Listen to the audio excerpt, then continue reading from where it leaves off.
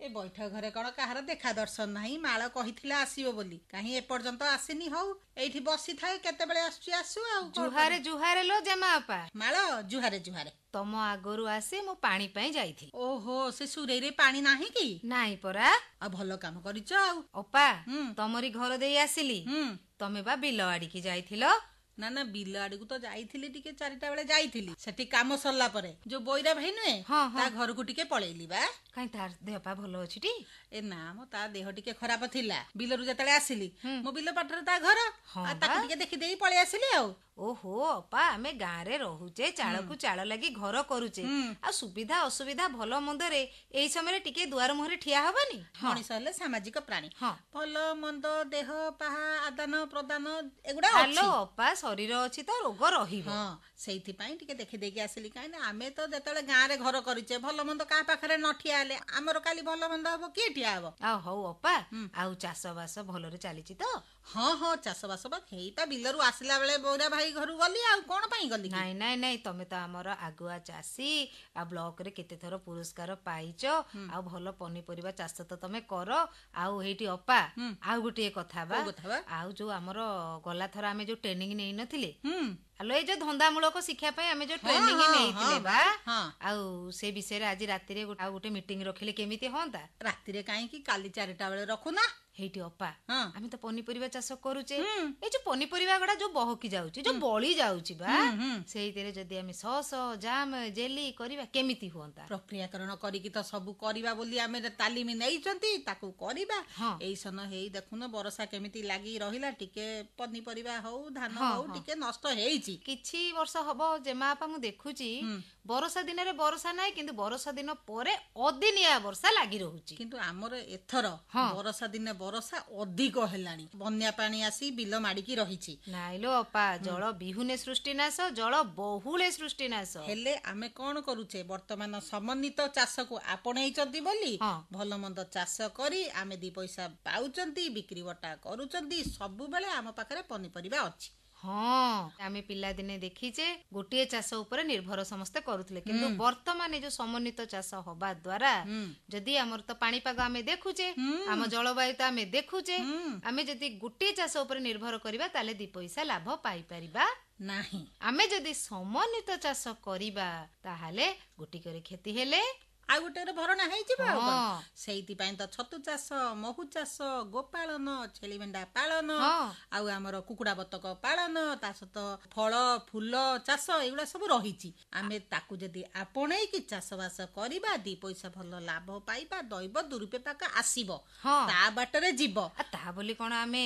अंटा भांगी पड़िबा ना कोन जमा नुह अंटा सड़की ठिया हबा फसल बीमा त करिसंती ता द्रुत आमे जहाज मिति सुविधा पाइबा ता तो जो पनी परिबा हमर खेती हेला अलगा किछि रे भरणा हेइ जिवनी हां बाबा ये माळ तुम बोउ बा हां बा मते पहर दिन आनी की भलो छंचिना दिबिडा देगी जाइचंती भारी बढ़िया लागुची बा हेलो एई दिने तो आमे सब खाउचे पाउचे आगे तो आमे एई तुरु चलुथिले ना ये पोई लटा माडीची जन्ही लटा माडीची ढियो परे ये जो बिल रे सब पानी रही गला आ से ढियो परे जहा करिथिली से चलिला सेइथिरु तो सब आदान प्रदान होउची काहे केमिति न देले केमिति चलिबा आलो अपा आमे सिना गां गहळी रे चलुचे बोली जागा जुकुती जाहाकु जेते सब पनी परिबा लटा जेते फसल टिके सेठी लटई दउचे किंतु जो माने शहर बाजार रे रहउचंती हम शहर बाजार रे बा छात ऊपर केते कोन कलेनी पाकशाला बगीचा करूचंती आ एमिति मु भी देखिची बगीचा करी की भलो रोजगार रो माध्यम अपा करूचंती लो आउ कोन राती पाहिले जाउचंती फूल तोळुचंती फल तोळुचंती पनी परिबा आनुचंती जन्ही भेंडी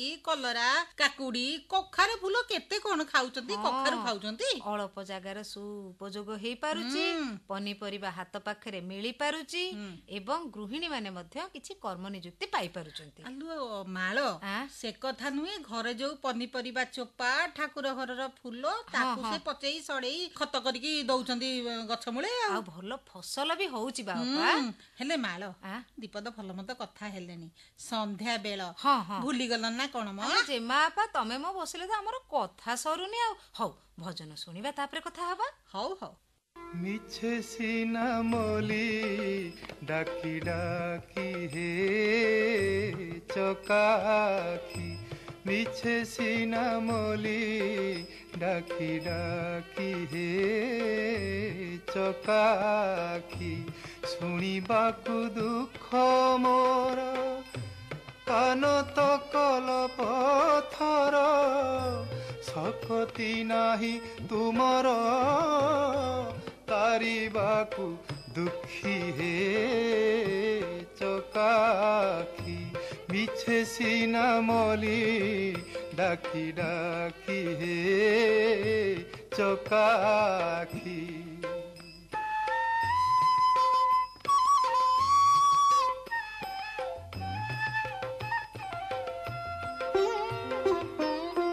ডরি মরি লোক কহে তুমি দুঃখ হারি তুমি দুঃখ হারি আখি ছুই কহ দুঃখ হরিছ কাহারি প্রভু হরিছ কাহারি সত মু কহুছি বলি দেবী কোটি সাক্ষী হে চকাখি মিছে সিনা মলি ডাকি ডাকি হে চকাখি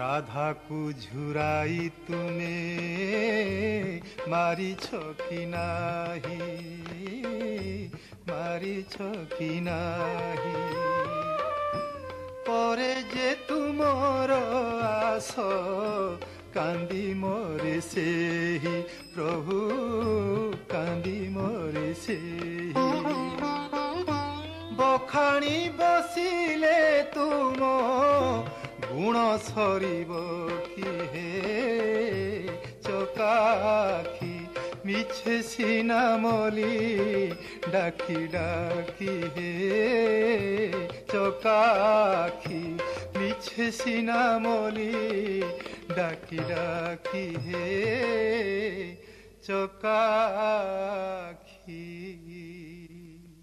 ये माଳ ଭଜନଟି ଭଲ ଲାଗିଲା ମନ କର୍ଣ୍ଣ ପବିତ୍ର ହେଲା ଆମ ବୈଠକ ଘରକୁ ଆସିଲ ଦୀପଦ ଭଲ ମନ୍ଦ କଥା ହେଇକି ଭଜନଟିଏ ଶୁଣିକି ଆଲୋଚନାଟିଏ ଶୁଣିଲେ ତ ମନ ତ ପୁରା ଖୁସି ହେଇଯିବ। ନାଇଁ ଲୋ ଅପା ଆମେ ବୈଠକି ଘରକୁ ଆସିଲାଠୁ ଆମେ କେତେ କଥା ଜାଣି ପାରୁଛେ କେତେ ବିଷୟରେ ଆମେ ଶୁଣି ପାରୁଛେ ବୁଝି ପାରୁଛେ। ହେଲେ ମାଳ ଆମେ ତ ଏଇ ସମନ୍ୱିତ ଉପରେ କଥା ହେଲେ ଆମେ ଜଣେ ଚାଷୀଙ୍କ ଅନୁଭୂତି କଥା ଶୁଣିଲେ କେମିତି ହୁଅନ୍ତା? ବଢିଆ ହୁଅନ୍ତା ଅପା। ମାଳ ବୈଠକ ଘରେ ଜଣେ ଭାଇ ଆସି ପହଞ୍ଚି ଗଲେଣି। ଭାଇ ହେଉଛନ୍ତି ଆମର ଶୁଭ୍ରାଂଶୁ ମିଶ୍ର। ଆଚ୍ଛା ଆଉ ସିଏ କେମିତି କଣ ଚାଷବାସ କରୁଛନ୍ତି ଦି ପଇସା ରୋଜଗାର କରୁଛନ୍ତି ସିଏ କହିବେ ଆମେ ଶୁଣିବା ତାଙ୍କ କଥା। ଅପା ତମେ ତାହେଲେ ଟିକେ ଭାଇଙ୍କୁ ପଚାରି ବୁଝୁ ନା। ହଉ ହଉ ମୁଁ କଥା ହଉଛି। ଭାଇ ଆପଣଙ୍କୁ ଆମ କାର୍ଯ୍ୟକ୍ରମକୁ ସ୍ୱାଗତ କରୁଛୁ। ନମସ୍କାର। ନମସ୍କାର ଭାଇ ଆପଣ କେମିତି ଆସିଲେ ଆପଣ କୋଉଠୁ ଆସିଲେ ଆପଣଙ୍କ ନାଁ କଣ ଆପଣ ସେଇ ବିଷୟରେ ଆମ ଶ୍ରୋତାବନ୍ଧୁ ମାନଙ୍କୁ କୁହନ୍ତୁ। ମୋ ନାଁ ଶୁଭ୍ରାଂଶୁ ମିଶ୍ର ମୁଁ ଆସିଛି କେନ୍ଦ୍ରାପଡ଼ା ଜିଲ୍ଲା ରାଜନଗର ବ୍ଲକ ଚାନ୍ଦିବାଉଁଶୁଣ ଗ୍ରାମ ପଞ୍ଚାୟତର ଯଚନ୍ଦ୍ରପୁର ଗ୍ରାମରୁ ଆସିଅଛି। ଭାଇ ଆପଣ ଚାଷବାସ କରୁଛନ୍ତି ପନିପରିବା ଚାଷ କରୁଛନ୍ତି ଧାନ ଚାଷ କରୁଛନ୍ତି ବିରି ମୁଗ ଚାଷ କରୁଛନ୍ତି ସବୁ ପ୍ରକାର ଚାଷ କରୁଛନ୍ତି ତା ସହିତ ମାଛ ଚାଷ ବି କରୁଛନ୍ତି। ଆପଣ କେତେ ଜମିରେ ଧାନ ଚାଷ କରୁଛନ୍ତି ପନିପରିବା ଚାଷ କରୁଛନ୍ତି ବିଶେଷ କରି ଆପଣଙ୍କର କେତେ ଜମି ଅଛି? ଆମର ଅଛି ଜମି 10 ଏକର ଜମି ଅଛି। ଆମର 10 ଏକର ଜମି ଭିତରେ 5 ଏକର ଜମି ଘର ପୋଖରୀ ପାଖକୁ ଆମର 4 ଏକର ଉପରେ ଜମି ହବ। ସେ 4 ଏକର ଜମି ଭିତରେ କିଛି ଧାନ ଚାଷ ହଉଛି। ଧାନ ଚାଷ ହବା ସଙ୍ଗେ ସଙ୍ଗେ ତାପରେ ଆମର ଡିସେମ୍ବର ଜାନୁଆରୀରେ ମୁଗ ହଉଛି। ରବି ଋତୁରେ ମୁଗ ପକଉଛି ତା ଭିତରେ 2 ଏକର 2.5 ଏକର ପାଖାପାଖି ଫସଲ ହଉଛି ପନିପରିବା ଚାଷ ତା ଭିତରେ ଭେଣ୍ଡି କଞ୍ଚା ଲଙ୍କା ପୋଇ ଆମର କଖାରୁ କିଛି ଲାଗୁଛି। ଆମର ବେଶୀ କାକୁଡି ଉପରେ ଲକ୍ଷ୍ୟ ରଖିଛି। ଆମର କାକୁଡି ଯୋଉ ହଉଛି ଜମି ମଝିରେ ଭେଣ୍ଡି ଏବଂ ପୋଇ ଲଗା ହେଇଛି ତା ଚତୁଃପାର୍ଶ୍ୱରେ ଆମର କାକୁଡିକୁ ଲଗା ହଉଛି ଦେଶୀ କାକୁଡି ଯୋଉଟା ବିନା ସାର କୌଣସି ରାସାୟନିକ ସାରର ଆବଶ୍ୟକ ପଡୁନି କେବଳ ମୋର କମ୍ପୋଷ୍ଟ ଖତ ସାର କିଛି ଗୋବର କିଛି ନଡା ଖତ କରାହେଇକି ତାକୁ ପ୍ରୟୋଗ କରାହଉଛି। ଜୈବିକ ପ୍ରଣାଳୀରେ ଆମେ ଚାଷ କରୁ ପନିପରିବା ଚାଷ କରୁଛନ୍ତି।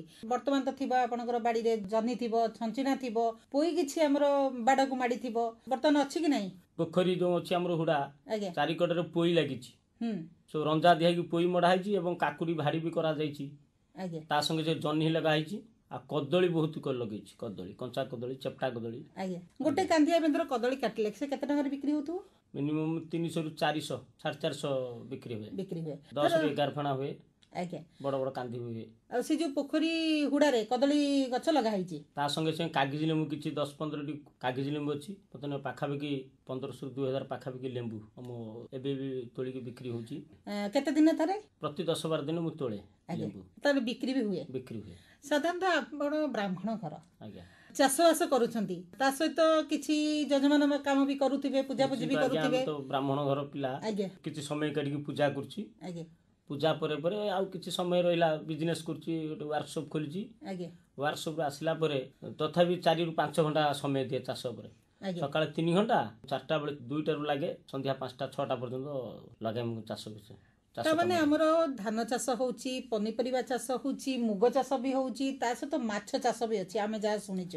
ଏଇ ସବୁ ଭିତରେ ଆପଣଙ୍କୁ କେମିତି ଲାଗୁଛି ଚାଷ କରି ଜଣେ ଖୁସିରେ ରହିପାରିବ? ବହୁତ ଖୁସି ଲାଗୁଛି ଆଜ୍ଞା। ମାଛ ଚାଷ କରିଛି, କୁଣ୍ଡା ଗୋବର ସୋରିଷ ପିଡ଼ିଆ କିଛି, ଆଉ ଆମର କିଛି ଯୋଉଟା ଖାଉଛୁ ଖାଦ୍ୟ ଭାତ କିଛି ଦିଆକି ଚୋକଡ଼ କରିକି ଆମେ ତାକୁ ପିଆଜ ପଟି ଯୋଉଟା ଝୋଟ ଅଖାରେ ଯୋଉ ପିଆଜ ଆସେ, ସେଇ ଝୋଟ ଅଖାରେ ଦାନା ବନ୍ଧା ହେଇକି ବାଉଁଶରେ ପୋତା ହେଉଛି, କିଳା କରାହେଇକି ପୋତା ହେଉଛି। ତା ଦେହରେ ମାଛଙ୍କ ପାଇଁ ଖାଦ୍ୟ ଦିଆ ହେଉଛି, ବର୍ଷା ଦିନେ କିଛି ପକଉଛୁ।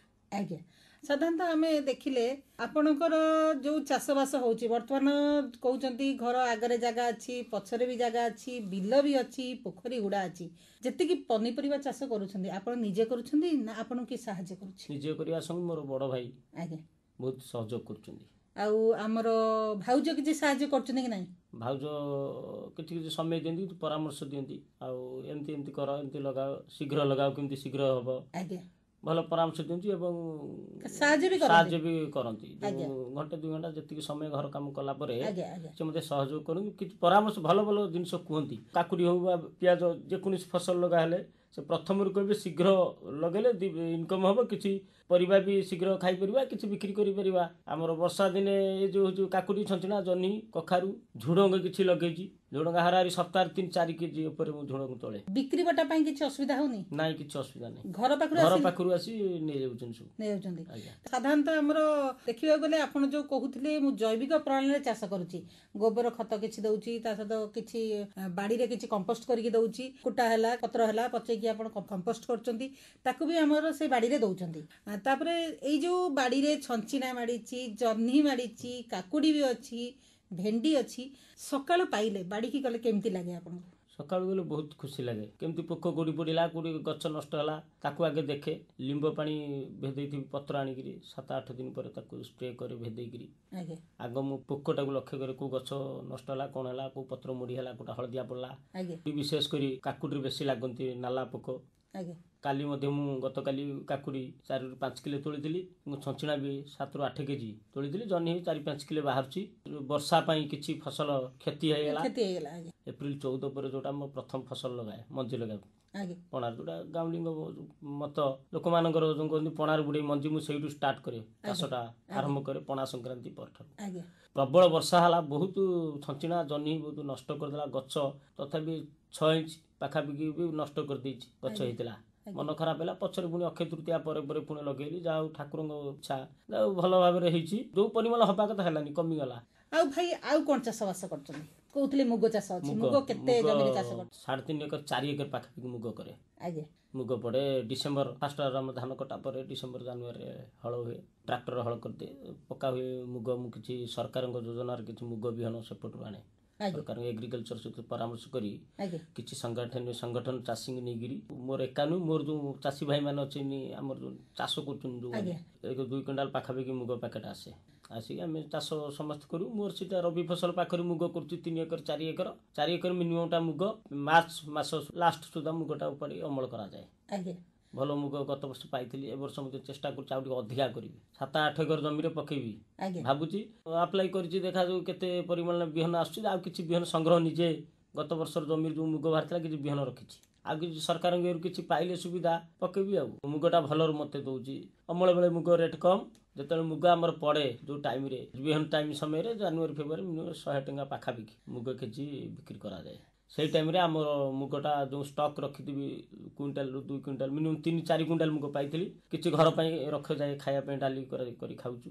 से टाइम रे मुग भल बिक्री करदिए। तामाने सेई जो अमल टाइम रे आपण बेसी बिक्री न करिकी ताकू संग्रह करी रखी खरा देई हमरो बेगुनिया पत्र कंटा लिंब पत्र देकी ताकू सुरक्षित भाव रे ड्रम रे पूरा सील करी रखि दे। आ ताकू पुणी बिक्री करंती जेताले बिहन समय बिक्री करे मझिरे पूजा जेताले दरकार हुए जति के हाउ 70-80 पाखा बिक दे दे खर्च पड़े। ए धर हमर वर्षा दिन फसल ना कि टंका पैसा दरकार 3-4 हजार दरकार होउची मंजी फंजी किना हबो सार ए सब किछि दरकार होउची पैसा मझिरे बिक्री करे। मैंने आमर बहुत बढ़िया भाव में चाषबास करुँच आ खुशी अच्छा बाड़ी रे भेंडी जह्नी काकुड़ी छचिणा कागजी लेंबू कदली ता सहित माछ चाष भाईंकर अच्छी भाई आप जो माछ पोखरी माछ छाड़ी माछ पोखरी केते जगार माछ पोखरी केबे माछ चाष कले से विषय टी आम श्रोता बंधु मैंने परामर्श दिंतु। माछ चाष मिनिमम 10 वर्ष हे लगी 100 बड़ पोखरी जाल आने आम सरकार आने पैकेट जाल ब्लॉक जाल ताकू आनी छाड़े तापर खाद्य पिड़ुआ चूड़ा खुद जोटा चाउल खुद जोटा सिझा होगी सोरष पिड़ुआ हो बादाम पिड़ुआ गोबर बेसी तादरे करे रंधन करी गोटे टांकी कराई पोखरी पाखे से टांकी रे 7-8 दिन से भेदा हुए कि पैकेट करी सब बंधा हुए झोट पटी बांध दिए सब छोट छोट बाउंस किला करके बांधिकी टंगाए माछ चाष वर्ष को पाखापाखि 1,00,000 बिक्री करा जाए माछ वर्ष को 1,00,000 पाऊ आदर वर्ष को माछर पाऊ। वर्षा दिन सेप्टेम्बर अक्टोबर चिंगुड़ी जान भी छाड़े चिंगुड़ी गदा चिंगुड़ी आनिकी छाड़ी वर्षा दिने तेल शीत दिने टिके जगिया पड़ी कौन जो कुहुड़ी प्रबल हुए चिंगुड़ी कूल लगी जाती भासती पंप रखी रोटेशन कर पानी की रोटेशन करके पानी पंपिंग द्वारा से चिंगुड़ी की किसी आमर पोटास प्रयोग करा जाए गोटे डेक्ची रे गोला होगी पोटास मारिक पंपिंग करे पानी की कहले चिंगुड़ा धीरे धीरे बसी ऑक्सीजन सर्ट हो जाए कोड़ियाले चिंगुड़ी भल मार्च एप्रिल भल चिंगुड़ी भी भल गजा चिंगुड़ी बिक्री कर दिए। आ भाकुड़ रोही रूपचांदी चाइना देशी जोटा करांटा बेसी फायदा मत दउची माछ चाष बेसी गुरुत्व दउची ता संगे संगे आ किछि पोखरी चारिकटरे लेंबू कदली भी चाष करा जाउची लेंबू रु 10 रु 20 पाखापाखि गछ आ ता पाखापाखि कदली बहुत चेप्टा कदली पाचिला कदली जो हमर खंचिनी हो पाटकपरा हो से भी किछि लागिची बहुत भल भाव रे चाषटा को मु अग्राधिकार दे। आमे धर आज भेंडी चाष कले आम घरे दरकार होची भेंडी काकुड़ी जनी हम तो किनियार नहीं आमे बाड़ी की गले पोई काटी आनले जनी तोड़ी आनले भेंडी तोड़ी आनले कि काकुड़ी तोड़ी आनले ताको सब आमे घरे रांधी खाइले। केते जन परिवार आपनकर? आमे 3 भाई आगे मोर गोटे पो बड़ भाईकर गोटे पो मझांगर 2 पो ता माने हमर कहि गले यौथ परिवार चलैबा को हेले 10 जन बर्तमान अच्छा राति पाइले बैग धरी बाजार को जीवा को होता जेहेतु आपण चाष करुछंती से माछ चाष हो कि पनीपरिबा चाष हो कि धान चाष हो कि मुग बिरी चाष हो जेकोसी चाष हो करुछंती बोली आपण घरे खाई किछि बिक्री बटा करुछंती किंतु घर पाख रही चाष करी स्वाधीन भाव रही घरे जा पनीपरिबा देई यदि खुशी रे अछंती ताठू बड़ कथा किछि नै ना आपणकर कोन मतामत रहइबो? चाष तो मोर मुख्य चाष कले मते खुशी लागे बिना सार रे ता बाइगण भी बहुत करूछि पोखरी हुड़ारे बैगण 100टी गछ पाखापाखि लेंथी बैगण भल बैगण निज उपर निर्भर चाष उपर निर्भर करे का उपर निर्भर ना किछि समय जो अच्छी मोर पूजा पाठ कर्म अच्छी ताकू भी मंदिर पूजा करुच्ची पाखरे अच्छी तापर भी मोर गोटे बजार पर निज छोट दुकान अच्छी सेठी वर्कशॉप करुच्ची। आपण जो वर्कशॉप करछंती कोन सेटा काम हमर फैन बागा रिपेयरिंग फैन ग्राइंडर कूलर जते प्रकार इलेक्ट्रिक जिंस ता सहित जो मेंटेनेंस पड़ला घर वारिंग चाष भीतर भी समय दूची भाई हूँ डिप्लोमा इंजीनियर ताको पाखरे मु रही करी ताको टे सहयोग करी आमे तले एकाडी अछु 3 भाई मु काम सिखी गेली धीरे धीरे से काम कि समय देकरी मु दुकान रे 2 पैसा इनकम करे। ब्राह्मण घर पिला तेन करी से पूजा पाठ भी करूछंती ता सहित चाष को छाड़ी नांती चाष को से आपणै छंती घर पाखरे रही की चाषबास करी खुशी रे अछंती आउ माछ पोखरी करछंती माछरो वर्ष को 1 लाख टका रोजगार से करूछंती ता सहित जेतले घरे भी खाइया को इच्छा होतबो धरि की खाउतबे निश्चित धरि खाउछ डाकी देले कोनोसी भाई की जाल टे पकई देले आगे निजे खाइलु से जे पकईले आगे ताकू भी दियाला किछ जदी अधिका हेई गला आगे बिक्री करा है। कलम साग करे बहुत आगे सप्ताह भितरे 10 रु 15 किलो कलम साग बिक्री करे आ किछि लेउटिया प्रचुर भाव हुए लेउटिया जोटा हमर बुद्धा लेउटिया आ कलम साग बेसी हुए आ मक्का किछि करे 100-150 मक्का से जमी चतुर्पार्श्व जो भेंडी पई जो लागि दो ता चारिकड़े हिड चारिकड़े मक्का केवल खाइया पई ना बिक्री पई पणा संगे टाइम बेलू ବହୁତ ମକା ସେଲିଂ କରେ। ଆପଣ କହୁଥିଲେ ଆପଣ କହୁଛନ୍ତି ପଣା ସଂକ୍ରାନ୍ତି, ଆପଣଙ୍କ ସେ ଅଞ୍ଚଳରେ ପଣା ସଂକ୍ରାନ୍ତି କେମିତି ପାଳନ ହୁଏ? ପଣା ସଂକ୍ରାନ୍ତି ଆମର ହେଉଛି ବଡ଼ ପର୍ବ ମାଙ୍କର, ଏପ୍ରିଲ 14ରେ ପଡ଼େ ପର୍ବ। ସାରା ଓଡ଼ିଶାରେ ବି ଅଛି ନା, ଆମର ରାଜନର କେନ୍ଦ୍ରାପଡ଼ା ଜିଲ୍ଲାର ଆମର ଗର୍ବ। ସେ ପର୍ବରେ ଯାତ୍ରା ବି ଆସେ, ଅପେରା ଆସେ, ମୀନା ବଜାର ହୁଏ। ପଣା ସଂକ୍ରାନ୍ତିର ଲକ୍ଷାଧିକ ସମାଗମ ଲୋକ, ବିଭିନ୍ନ ରକମ ଜିନିଷ ମିଳେ ସେଠି। 7ରୁ 8 ଦିନ ପର୍ଯ୍ୟନ୍ତ ସେ ମେଳା ଆମର ସେଠି ଆମ ଅଞ୍ଚଳରେ ମା ମାଟିଆ ମଙ୍ଗଳାଙ୍କର ସେଟା ହୁଏ। ସେଇ ମା ମାଟିଆ ମଙ୍ଗଳାଙ୍କ କୃପାରୁ ଆପଣ ସମସ୍ତେ ଆମେ ଭଲରେ ଅଛୁ ଏବଂ ସମସ୍ତ ଚାଷୀ ଭାଇମାନେ ବି ଭଲରେ ଅଛନ୍ତି। ଆପଣ ଯେଉଁ କହୁଥିଲେ ଟିକେ ପୂର୍ବରୁ ଆମେ ଯେଉଁ ବିହନ ଆଣୁ ସବୁ ଚାଷୀ ଭାଇ ମିଶିକି ଆଣୁ, ଆପଣ ଯେଉଁ ଚାଷ କରୁଛନ୍ତି କେତେ ଜଣ ଭାଇ ସେଠି ଆପଣ ଯେଉଁ ମୌଜାରେ ଚାଷ କରୁଛନ୍ତି କେତେ ଜଣ ମିଶିକି ଚାଷବାସ କରୁଛନ୍ତି? ଆମେ ଗୋଟେ ଗ୍ରୁପ୍ କରୁଛୁ, 7 ଜଣ ଗୋଟେ ଗ୍ରୁପ୍ କରୁଛୁ। ଆମ ୱାର୍ଡ ଉପରେ ଅଛୁ, ଆମ ଗ୍ରାମରେ କରିକି ଆଣୁଛୁ ମୁଗ। ଆଉ ଡିପୋଜିଟ୍ ଆମ ୱାର୍ଡ ମେମ୍ବରଙ୍କ ସହିତ ଯୋଗାଯୋଗ କରିକି ଏଗ୍ରିକଲଚର ବିଏଲ୍ଡବ୍ଲ୍ୟୁ ସହିତ ଆଧାର କାର୍ଡ ନିଅନ୍ତି ଆମଠୁ। ନଭେମ୍ବର ଡିସେମ୍ବରରେ ଆମକୁ ଦେଇ ଦିଅନ୍ତି 10 କେଜିଆ ପ୍ୟାକେଟ୍। ଏକୁଟିଆ ଜଣେ ଚାଷ କରିବ ସେଥିରେ କ'ଣ ଲାଭ? ଆପଣ ଯେଉଁ ଗ୍ରୁପ୍ 6-7 ଜଣ ମିଶିକି କରୁଛନ୍ତି ସେଥିରେ କ'ଣ ଲାଭ ପାଉଛନ୍ତି? ଗ୍ରୁପ୍ କରିକି 10 ଜଣ 15 ଜଣ କରିକି ଆଧାର କାର୍ଡ ୱାର୍ଡ ମେମ୍ବର ସହିତ ଯୋଗାଯୋଗ କରିକି ଏଗ୍ରିକଲଚର ବିଏଲ୍ଡବ୍ଲ୍ୟୁ ଡିପୋଜିଟ୍ ଆମେ ନେଇ କରିଦେଉ। ତାପରେ ଆମର ଏକାଥର ଆସିବ ପଞ୍ଚାୟତ ଅଫିସରୁ, ଆମେ ସେଟା ଆମକୁ ଦିଅନ୍ତି ସରପଞ୍ଚଙ୍କ ମାଧ୍ୟମରେ। ୱାର୍ଡ ମେମ୍ବର ଡାକିବ ଆମକୁ, ଆମେ ଯାଇ ସେଠୁ ମୁଗ ବିହନ ଆଣୁ। ଔଷଧ ଦିଅନ୍ତି, ଆମର ହରମୋନ୍ ହଉ, ନାନୋ ଡିଏପି ଦିଅନ୍ତି, ଗଛ ହୃଷ୍ଟପୃଷ୍ଟ ହେବ, ଭଲ ମୁଗ ଅମଳ ହେବ। ନାନୋ ଡିଏପି ବହୁତ ପ୍ରୟୋଗ ବି କରିଛନ୍ତି, ସଫଳ ହେଇଛୁ ଆମେ। ହଳ ବେଳେ ସୁପର ଦେଇଦେଉ, ସୁପର ଦେଲେ ଯେଉଁଟା ଲୁଣାଟା କଟିଯାଏ। ଆପଣଙ୍କର ସେ ଅଞ୍ଚଳରେ ଲୁଣା ଏରିଆଟା 10ରୁ 12 କିଲୋମିଟର ଆମର ପେଣ୍ଠସ୍ଥଳୀ ସମୁଦ୍ର ଅଛି ନା, ହାତ ପାଖାପାଖି ସମୁଦ୍ର କୂଳିଆ ଟିକେ ଆମେ ଲୁଣା ଏରିଆ ପାଇଁ ଆମେ ସୁପର ସାର ପ୍ରୟୋଗ କରୁ। ଆଉ ଶୁଭ୍ରାଂଶୁ ଭାଇ, ଆପଣ ଯେଉଁ ମୁଗ ଚାଷ କରୁଛନ୍ତି, ପନିପରିବା ଚାଷ କରୁଛନ୍ତି, ଧାନ ଚାଷ କରୁଛନ୍ତି, କିଛି ଆମର ଧର ଷଣ୍ଢ ହେଲା କି ମାଙ୍କଡ଼ ହେଲା, ଏସବୁ କିଛି ଆମର ଜୀବଜନ୍ତୁ କିଛି ଅସୁବିଧାରେ ପକାଉନାହାନ୍ତି? ମାଙ୍କଡ଼ ବେଶୀ ନାହିଁ, ଷଣ୍ଢଙ୍କ ଉପଦ୍ରବ ବେଶୀ। ଆମେ ସେଇ 10ରୁ 15 ଏକର ଜମି ଭିତରେ ଆମେ ସିମେଣ୍ଟ ଖୁଣ୍ଟି କରି 4 ଧାଡ଼ି ତାର କଣ୍ଟା ବୁଲା ହେଇଛି, ଆଉ ଗେଟ୍ କରାହେଇଛି।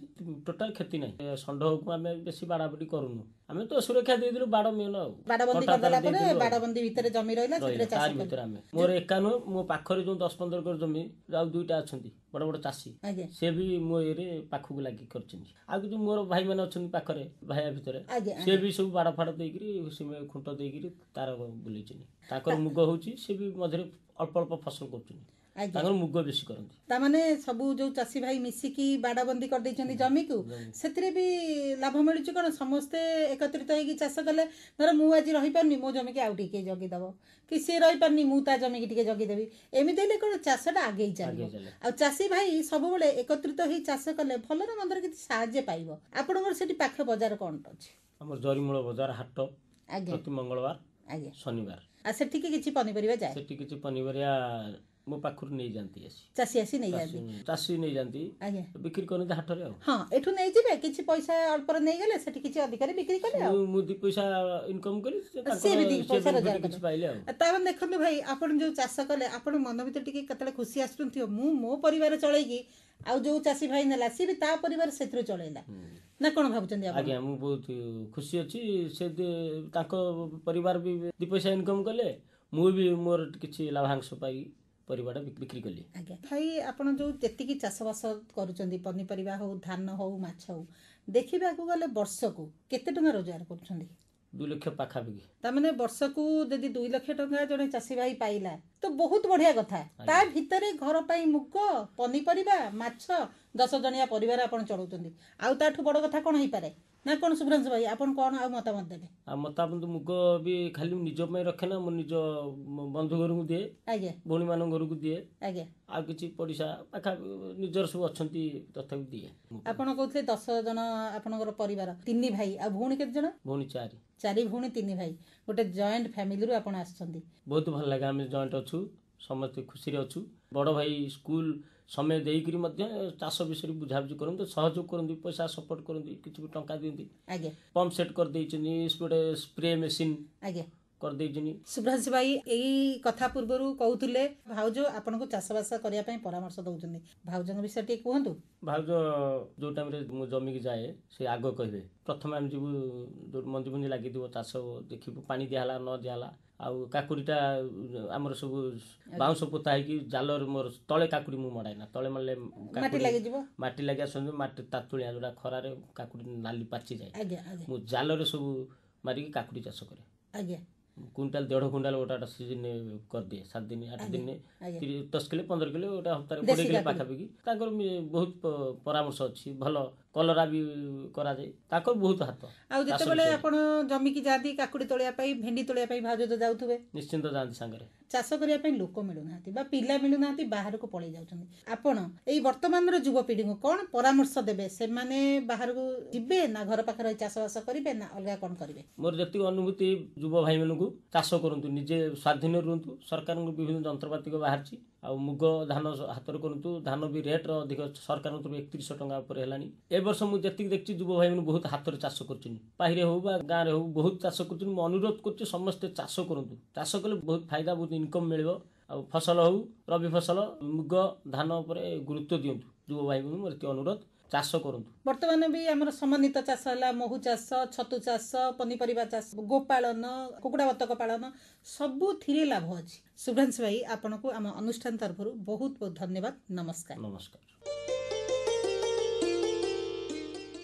ଯେ ମା ପା କ'ଣ ହେଲା? ସତରେ ସୁଭ୍ରାଂଶୁ ଭାଇ ଆମର ଏତେ ଚାଷ କରୁଛନ୍ତି। ଆଉ ଚାଷ କରୁଛନ୍ତି, ତା ସହିତ ଗୋଟେ ବଡ କଥା କହିଲେ ସେ ଯୌଥ ପରିବାରରୁ ଆସିଛନ୍ତି। ସେଇଥିପାଇଁ କଥାରେ ଅଛି ଉଦ୍ଯୋଗୀ ପୁରୁଷଙ୍କୁ ଲକ୍ଷ୍ମୀ ମିଳେ। ତା ସହିତ ଯୋଉ 10 ଜଣିଆ ତାଙ୍କର ପରିବାର ଚାଷବାସ କରୁଛନ୍ତି, ପନିପରିବା ଘରେ ଖାଉଛନ୍ତି, ମାଛ ଘରେ ଖାଉଛନ୍ତି, କଦଳୀ ପନିପରିବା ତା ସହିତ ପାଚିଲା କଦଳୀ ଘରୁ ବାହାରିଲା, ବର୍ଷକୁ 2 ଲକ୍ଷ ଟଙ୍କା ରୋଜଗାର କରୁଛନ୍ତି। ଭାରି ଖୁସି ଲାଗିଲା। ଆଜିକାଲିକା ଯୁଗରେ ଯୌଥ ପରିବାରରେ ମଧ୍ୟ ସୁଭ୍ରାଂଶୁ ଭାଇ ଆମର ଅଛନ୍ତି। ଆଉ ଭାରି ଖୁସିରେ ଅଛନ୍ତି, ତାଙ୍କୁ ବି ନୂଆ ବୋଉ ସାହାଯ୍ୟ କରୁଛନ୍ତି। ବା ବଢିଆ ବଢିଆ। ହେଲେ ମାଳ ଆଉ ଏଥର ଉଠିବା ନାଇଁ ଲୋ ଅପା, ଆଉ ସୁଖ ଦୁଃଖ ହେଲେ କଥାବାର୍ତ୍ତା ହେଲେ ଚାଷୀବନ୍ଦୀ ଲୋକ ପାଣିପାଗର ଖବର ଶୁଣିବା। ଆଉ ଭାଇଙ୍କୁ ଆମ ଅନୁଷ୍ଠାନ ତରଫରୁ ଆଉ ଥରେ ଧନ୍ୟବାଦ। ଆଉ ଅପା ଉଠିବା ଯେ ସମୟ ତ ଇଶାରା ଦେଲାଣି। ଆଉ ତାହେଲେ ପାଣିପାଗ ଟିକେ ଶୁଣିକି ଯିବା, କାହିଁକି ନା ଆମେ ତ ଚାଷୀବନ୍ଦୀ ଲୋକ। ବର୍ଷା ଦିନ ପାଣିପାଗ ଶୁଣିବା, ଉଠିକି ଯିବା। ଆଉ